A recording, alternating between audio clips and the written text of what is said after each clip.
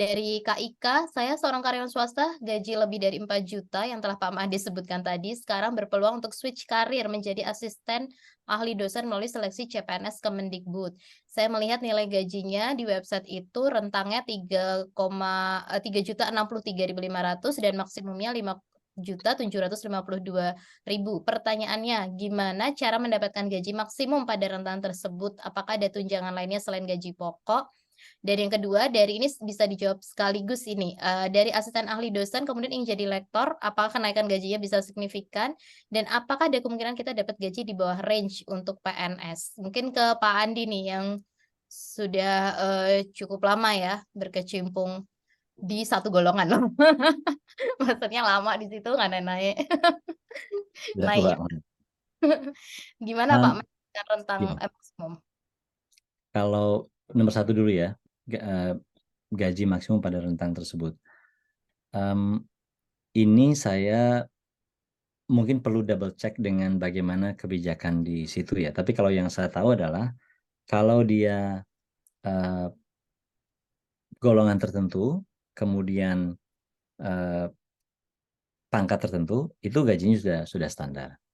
Tapi yang di sini mungkin yang dimaksud dengan ini adalah mungkin ada sertifikasi misalnya. Jadi kalau dosen yang certified dan belum certified itu berbeda gajinya.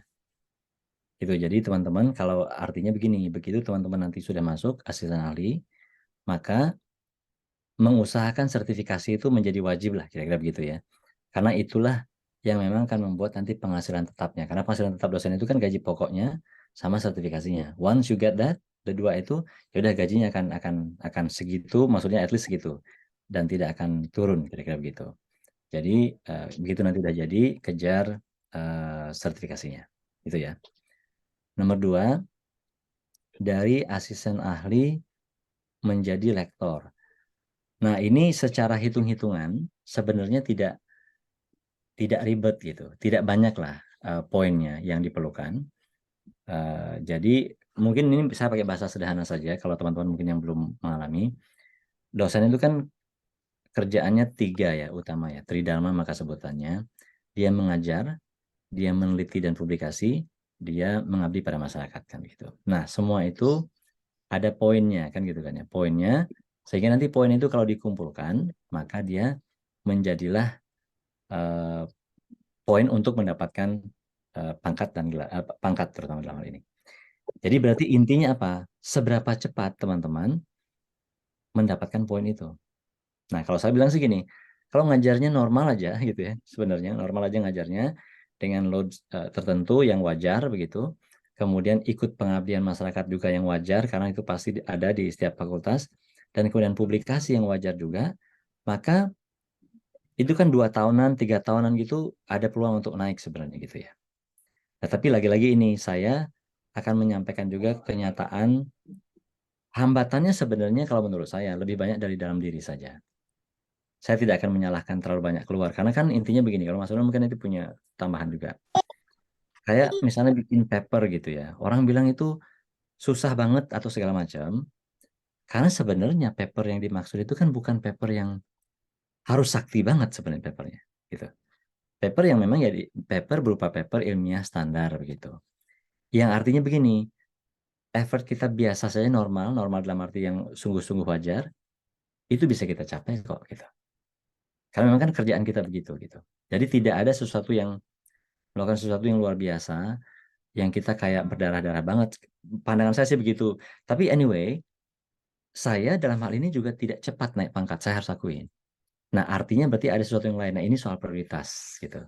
Jadi saya tidak akan mengatakan saya sih soalnya bebannya gini gitu banyak. Ya, oke itu mungkin betul, tapi ternyata sebenarnya yang paling inti itu sejauh mana saya fokus atau tidak fokus pada hal itu saja gitu. Nah, hal yang lain yang mau saya ceritakan lagi adalah godaan menjadi dosen itu ternyata di titik tertentu bisa tinggi. Godaan dalam arti kesempatan lain gitu. Bisa muncul atau bermunculan malah. Seperti untuk Mas Hunu misalnya beliau ahli di bidang tertentu yang bisa saja nanti opportunity untuk bekerja atau membantu orang dengan bidang itu bisa bisa lebih tinggi uh, apa namanya godaannya katakan oleh begitu dibandingkan misalnya membuat papernya tentang bidang itu gitu. Mungkin Mas Hunu nanti bisa juga mengkonfirmasi ini. Nah, menurut saya disitulah jebakan-jebakan kenikmatan mungkin boleh dibilang yang membuat orang kemudian tidak cepat untuk mengejar apa yang memang harusnya dikejar itu. Nah, itu untuk nomor 3,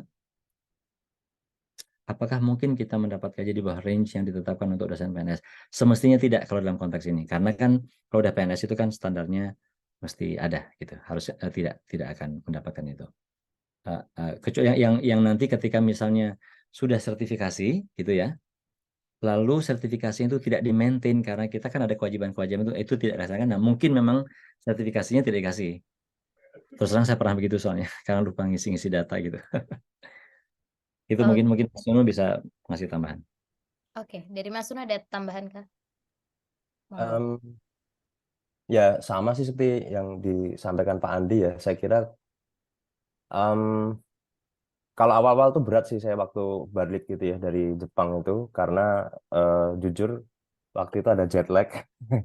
Habis terima Mhm. beasiswa Jepang yang lumayan waktu itu secara nominal dan kita bisa saving juga nih Mas Andi terus balik itu waktu itu terima gaji pokok aja waktu itu. Belum serdos ya, belum ada sertifikasi dan itu agak sedikit eh, gimana ya, puyang juga gitu. Tapi sekali lagi kita kan punya expertise gitu. Sama seperti Mas Andi tadi gimana kita jual expertise kita kan ujungnya. Ya, jadi pada akhirnya kembali ke ikhtiar kita gitu untuk bisa mengupayakan expertise yang sudah kita pelajari sejak lama itu S1, S2, S3 ya udah kita coba optimalkan apa yang kita punya. Ya, jadi untuk teman-teman yang baru pulang atau yang ingin jadi dosen, kalau saya sih lebih melihat dosen itu multi talent ya. Jadi nggak hanya ngajar, nggak hanya neliti, nggak hanya pengabdian, but ada aspek-aspek yang harus kita gali juga. Nah, kaitannya dengan Mas Andi tadi yang misalkan kita bisa membantu teman-teman dari luar itu masuknya ke pengabdian juga sebenarnya sih. Yang mana kalau di Tridharma itu poinnya kecil, tapi kadang koinnya gede Mas ya. Koinnya kecil tapi koinnya gede gitu. Koinnya banyak maksudnya gitu. Jadi dari situlah kemudian kita bisa lebih balance. Nah, sama seperti Mas Andi, saran saya usahakan kita Serdos gitu ya, certified dulu sebagai pengusaha pengajar profesional gitu ya. Jadi itu biasanya 1-2 tahun sih kalau nggak salah untuk yang baru ya. Kalau yang sekarang-sekarang ini nanti akan mendapatkan 1 kali gaji pokok Ya. gitu. Jadi per bulan itu nanti gaji pokok standarnya berapa dikali 2 gitu ya kalau di PNS. Terus habis itu tambah tunjangan macam-macam tuh tunjangan ya ini tunjangan standar PNS lah anak istri apa segala macam. Terus nanti itu tadi ada tambahan tukin mungkin ya istilahnya kalau di kementerian, kalau di tempat kami ada insentif berbasis kinerja, terus ada honorarium kelebihan mengajar. Biasanya kalau di UGM itu yang akan diberikan honorarium itu kalau nggak salah, mungkin Mas Andi bisa koreksi di atas 4 SKS Mas ya kalau nggak salah. Kami kebetulan sama di Fakultas Teknik, jadi kami tidak boleh mengajar lebih dari 11 SKS, jadi dibatasi maksimum 11 SKS. Nah, kalau kita mengajar di atas 4 SKS, itu kelebihan itulah yang nanti akan menjadi honorarium. Nah, nanti kalau ada tugas-tugas yang lain, seperti struktural dan seterusnya, itu nanti akan ada reward yang lain, tapi sekali lagi tidak semua akan ke sana. Makanya teman-teman pastikan deliver the quality. Persis seperti yang Mas Andi sampaikan, kita harus optimalkan skill yang kita punya dan berusaha berjejaring dengan orang-orang yang di luar bidang kita. Kenapa? Karena kadang-kadang value kita naik. Sama seperti yang Mas Andi sampaikan persis. Jadi value kita bisa lebih tinggi kalau kita bisa melihat potensi-potensi di luar bidang kita. Itu sih Mbak Zaki saya kira. Oke, terima kasih Mhm. Mas untuk tambahannya. Semoga menjawab ya untuk Kak Ika. Jadi intinya masih berpeluang dan banyak gitu ya ruang-ruangnya untuk tadi mendapatkan yang maksimal. ありがとうございます。